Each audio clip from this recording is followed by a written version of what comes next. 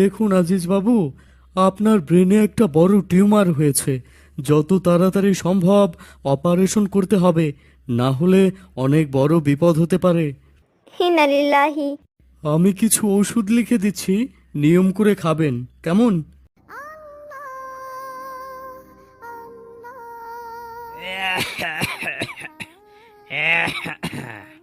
Sir, আপনাকে আর এখানে বসে থাকতে হবে না, আপনি বাড়িতে যান, আমি এই দিকটা সামলে নিচ্ছি।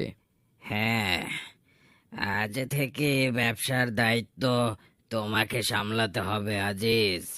তুমি তো জানো আমার শরীরটা খুব খারাপ।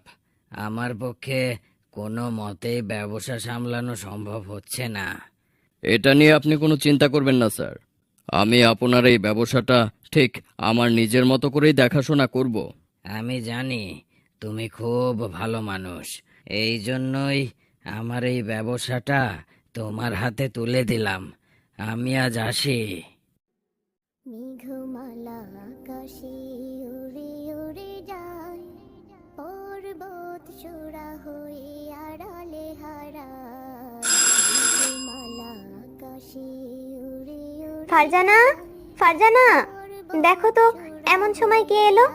আমি রান্না করছি, হাতে একটু কাজ আছে। আচ্ছা মা, দেখছি। আসসালামু আলাইকুম আপু, আপনি আজ এত সকালে বাড়ি এসেছেন? ওয়ালাইকুম আসসালাম। হ্যাঁ মা, আজ যে একটা খুশির খবর আছে, তাই তো সকাল সকাল বাড়িতে এসছি। আমার জন্য এক গ্লাস পানি আনো। মেঘমালা আকাশে উড়ে উড়ে যায়, পর্বত চূড়া হয়ে আড়ালে হারায়। কি ব্যাপার, আজ আপনি তাড়াতাড়ি চলে আসলেন যে? শাবানা, আজ একটা খুশির খবর আছে। তাই? তা কি সেই খুশির খবর? মালিক খুব অসুস্থ, তাই সব দায়িত্ব এখন থেকে আমার হাতে। প্রতিদিন আমি অনেক টাকার মাল বেচাকেনা করি, আর এই সব টাকা মালিকের হাতে তুলে দিতে হয়। এত পরিশ্রম করি আমি, এতে আমার লাভ কি? সামান্য কিছু বেতন। তাই তো, শোনো আমি কি বলি, প্রতিদিন দোকানে মাল বিক্রি করে যে টাকা আয় হবে, তুমি তার থেকে অর্ধেক মালিককে দেবে, বাকি অর্ধেক তোমার কাছে রেখে দেবে। হ্যাঁ, আমিও সেটাই ভেবেছি। তাহলে অল্প কিছুদিনের ভেতরে অনেক ধনী হতে আমাদের বেশি সময় লাগবে না।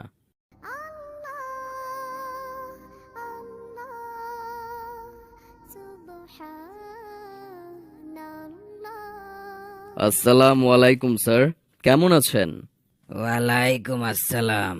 আলহামদুলিল্লাহ আজিজ, এখন কিছুটা সুস্থ আছি।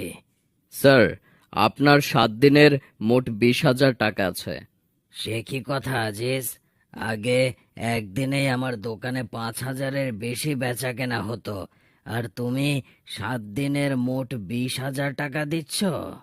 আসলে স্যার, কথাটা যে কিভাবে বলি, এখন তো দোকানে বেশি বেচাকেনা হচ্ছে না, ব্যবসায় লস যাচ্ছে। এছাড়া অনেক ফুড বেশি দিন পড়ে থাকায় সেগুলো কম দামে বিক্রি করে দিতে হচ্ছে।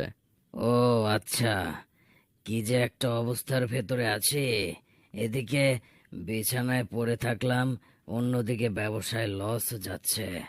আপনি চিন্তা করবেন না স্যার, আমি আবার আপনার ব্যবসাটা আগের অবস্থানে ফিরিয়ে আনবো। আজ আমি আসি। আসসালামু আলাইকুম। ওয়ালাইকুম আসসালাম।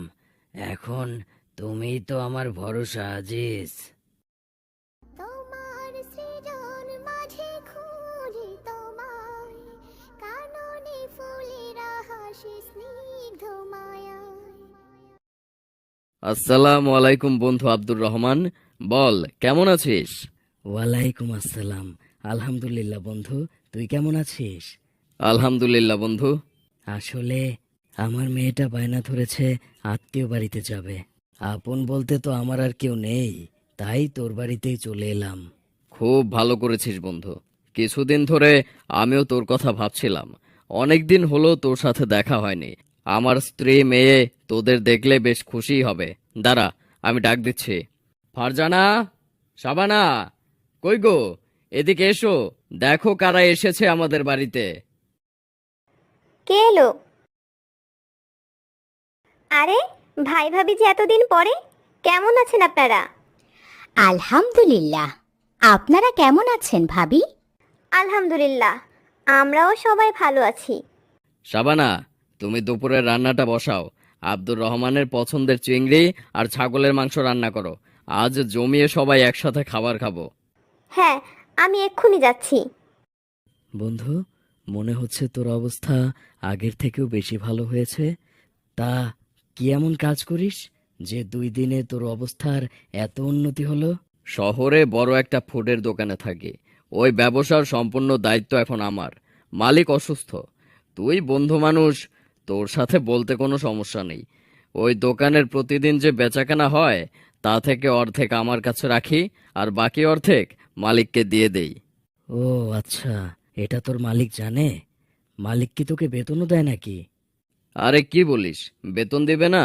সারাদিন এত পরিশ্রম করি, আর টাকা নেওয়ার বিষয়টা মালিক জানে না। তবে কি বলিস, এটা তো সম্পূর্ণ হারাম। তুই এত পরিশ্রম করে হারাম ইনকামের পথে আছিস। তুই কি জানিস না আমাদের মহান আল্লাহ তাআলা হারামকে না বলেছেন? কিন্তু এটা হারাম কেন হবে? উনি তো কষ্ট করেই ইনকাম করেছেন। ভাবি, এটা তো ওনার ব্যবসা না।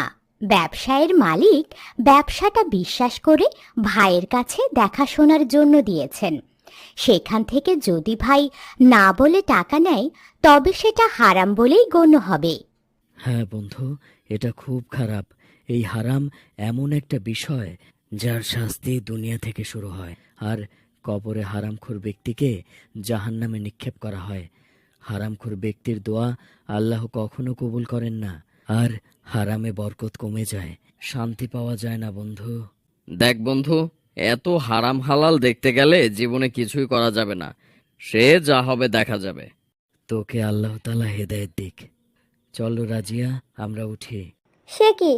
আমি আপনাদের জন্য অনেক রান্না বান্না করলাম, তার কি হবে? মাফ করবেন ভাবি, আমার বন্ধু যেদিন হালাল ইনকাম করবে আমি সেই দিনই এই বাড়িতে খাবো। শাবানা, আমার গাড়ির চাবিটা কোথায়?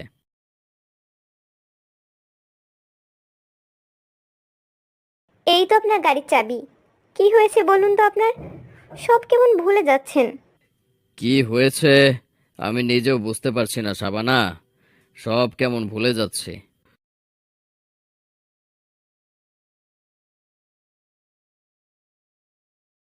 কি গো, কি হলো আপনার? ফারজানা, তাড়াতাড়ি অ্যাম্বুলেন্সকে কল করো, তোমার আব্বু ভীষণ অসুস্থ হয়ে পড়েছে।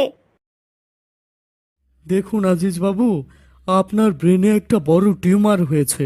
যত তাড়াতাড়ি সম্ভব অপারেশন করতে হবে, না হলে অনেক বড় বিপদ হতে পারে। ইন্না লিল্লাহি। আমি কিছু ওষুধ লিখে দিচ্ছি, নিয়ম করে খাবেন, কেমন?